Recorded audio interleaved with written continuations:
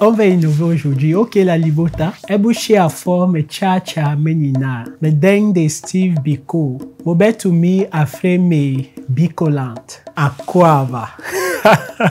En d'autres termes, Mvote Libota. Bienvenue dans un nouvel épisode de Biko Raconte consacré aux mythes, aux légendes et aux cosmogonies d'Afrique. Le voyage dans cet épisode va nous emmener en Afrique de l'Ouest où nous allons découvrir la cosmogonie, la mythologie, le paradigme du peuple Akan. Mais avant de commencer, je tiens à dire Medase à toi qui regardes cette vidéo, à tous ceux qui like, qui commentent, qui partagent le contenu de cette chaîne. Medase à mes sponsors. Si tu es nouveau sur la chaîne Aquaba, et ceci étant dit, tu connais déjà le topo, on va commencer cette vidéo dans Bako, Mienu, Miensa, Enani, Enum. Les Akans sont une grande famille de peuples d'Afrique de l'Ouest, basée principalement au Ghana, mais qu'on retrouve aussi en Côte d'Ivoire, au Bénin et au Togo. On pense notamment aux Ashanti, aux Fanti, aux Sefwi du Ghana et plein d'autres, aux Baoulé de Côte d'Ivoire. Et petite parenthèse, si tu n'as pas encore regardé cette vidéo sur le mythe fondateur du peuple Baoulé et le sacrifice de la reine Abla Poko,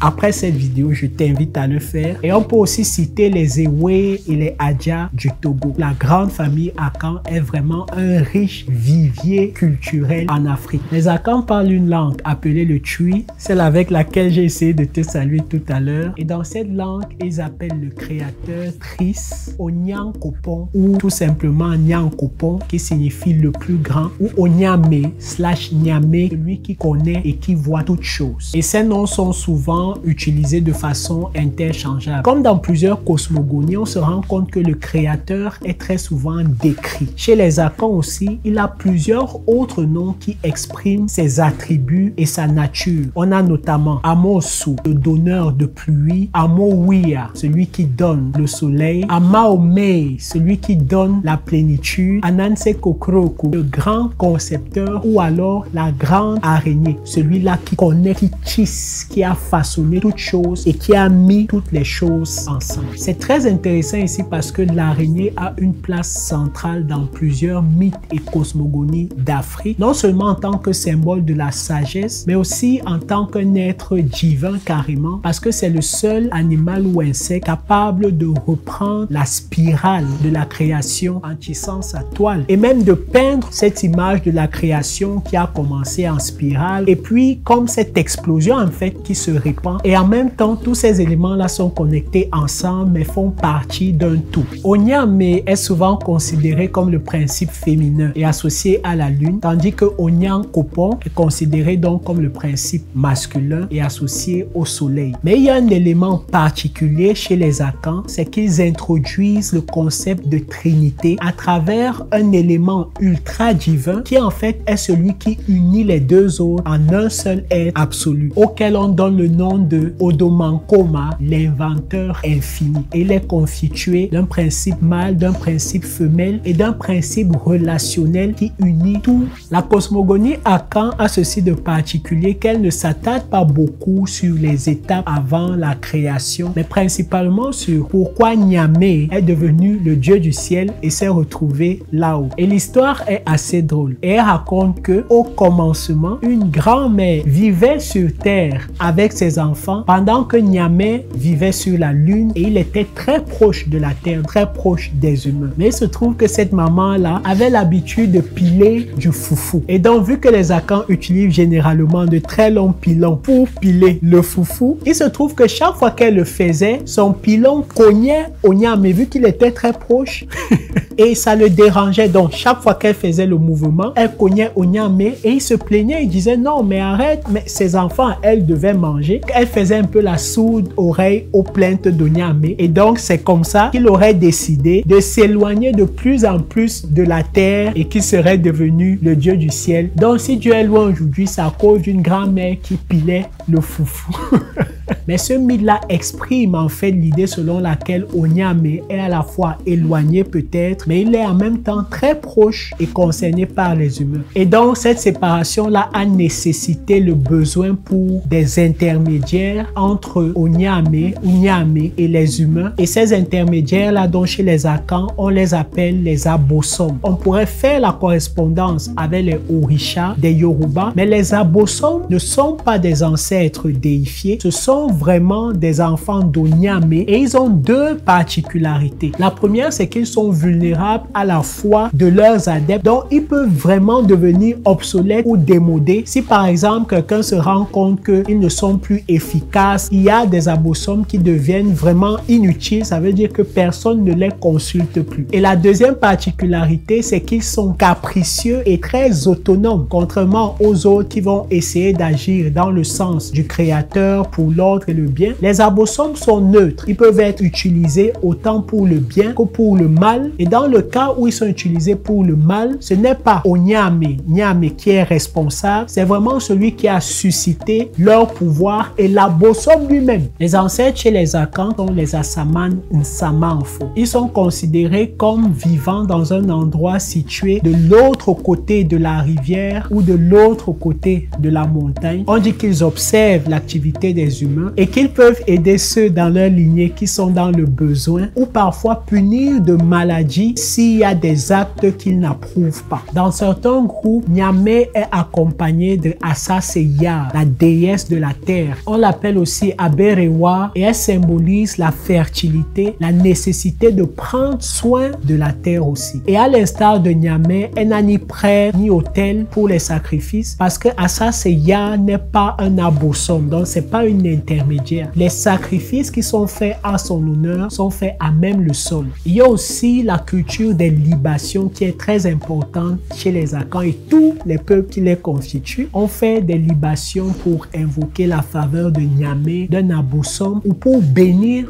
tout simplement la famille. Et traditionnellement, dans chaque foyer Akan, il y avait au milieu de la cour ce qu'on appelle Nyamedoua, l'arbre de Dieu. Et dans cet arbre-là, on allait mettre un pot ou une calebasse qui, au fur et à mesure des jours, allait recueillir l'eau de pluie que les Akans appellent l'eau de Dieu et qui symbolise donc la providence divine. On laisse cette calebasse-là sur les branches de l'arbre parce qu'on se dit que les ancêtres peuvent passer par là et avoir soif, donc ils vont s'abreuver. Et c'est cette même eau-là, l'eau de Dieu, l'eau qui vient de Nyame directement, qu'on va donc utiliser pour les libations ou pour bénir les enfants d'une famille. Et la croyance en Nyame n'est pas imposée. Les Akans disent, Obibin Kiere, Akwada Nyame, personne n'enseigne Dieu à un enfant. Ils disent aussi, Wonkpese Woka, Akem Kiere Nyamea, Nkan Kierem Si tu veux parler à Nyame, parle au vent. Nyame est comme l'air et peut être approché par tout le monde sans avoir besoin d'aucun intermédiaire. En fait, la cosmogonie Akan va au-delà de la religion, au-delà des croyances. C'est vraiment la vision du monde des Akans et elle imprègne chacun des aspects de leur vie. Comme la plupart des autres peuples en Afrique, les Akans ne se sont pas embarrassés d'un texte sacré dont l'interprétation va varier selon l'intention de celui qui le lit, mais ils ont exploité la puissance de la pensée symbolique pour codifier l'essence de leurs valeurs spirituelles et culturelles d'un système d'écriture qui s'appelle Adinkra. Les Adinkra représentent des concepts, des aphorismes, des paraboles qui synthétisent la cosmogonie et le paradigme Akan qu'on retrouve partout au Ghana. Et ces Adinkra sont transmis de génération en génération pour préserver l'identité culturelle et surtout spirituelle, la façon de vivre des Akans. On peut parler du symbole Nyame, seul Nyame, qui est un symbole qui exprime la suprématie de Nyame. On peut aussi parler de la Koma, le cœur, qui est le symbole de la patience et de la tolérance. Le symbole Nyenkiyim signifie twister en fait. C'est un symbole qui représente l'initiative, le dynamisme et le besoin ou la nécessité d'être versatile, donc de pouvoir s'adapter aux différentes situations. Pour les amoureux et les amoureuses, il y a le symbole Othram Nensroma, la lune et les des étoiles qui est le symbole de l'amour, de la fidélité et de l'harmonie dans le lien du mariage entre un homme et une femme. Un autre symbole très philosophique, Owo Adwe Die, l'échelle de la mort, qui est utilisée par les Akans pour exprimer la nature transitoire de notre séjour sur Terre et la nécessité de vivre justement une bonne vie pour avoir une âme digne. Et pour finir, parce qu'il y en a tellement, il y a ce symbole qui s'appelle Sankofa, que j'aime beaucoup, qui signifie rentre en arrière et prends-le. Et c'est le symbole utilisé par les Akans pour témoigner de l'importance du passé. Il démontre en fait la valeur, l'importance de l'histoire pour informer le présent et planifier le futur de façon plus éclairée. Une autre particularité des peuples Akans, c'est qu'ils sont matrilinéaires. L'héritage, la succession et le statut social de quelqu'un dépend de sa mère et de la lignée de sa mère. Par exemple, dans le cas d'une famille royale, si je suis le roi, ce n'est pas mon enfant qui est l'héritier du pouvoir, mais ce sera plutôt l'enfant d'une de mes sœurs ou l'enfant d'une de mes nièces. Les femmes, les mères, les reines sont des VIP. Tu ne blagues pas avec tes sœurs parce que c'est d'elles que dépend la continuation de la lignée. On dit des Akans qui sont très hospitaliers et c'est vrai tout simplement parce que cela aussi découle de leur vision du monde. Selon les Akans, chaque être humain possède une étincelle de Nyame, une étincelle divine, et donc tous les êtres humains sont égaux et doivent être traités de la même façon. Ils sont très humanistes, mais ils font quand même une distinction entre être humain et devenir quelqu'un. Oye ni pas. Tous les humains sont égaux, mais on devient quelqu'un grâce à ses actions envers les autres. Donc, on grandit dans son humanité par la façon dont on traite, dont on s'occupe des autres. C'est pour ça qu'on dit chez les Akans, on n'est pas noir, ni pas. Le frère d'un humain, c'est un autre être humain. Si quelqu'un se comporte mal, il reste un Nipa-doigt. Il reste un être humain, mais il n'est pas quelqu'un. Donc, Biko, Oye ni pas. Et ceux qui ne soutiennent pas la chaîne, Onye ni pas.